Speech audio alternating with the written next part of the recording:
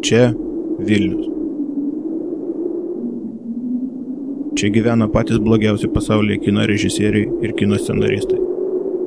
Blogesnių nebūna. Jie tokie blogi, kad nesugalvoja nieko. Todėl čia nieko ir nevyksta.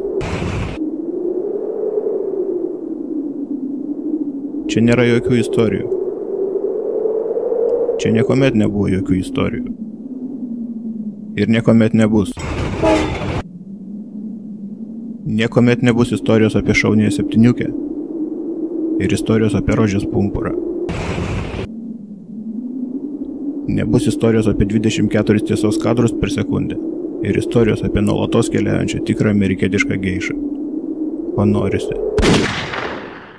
Žiauriai.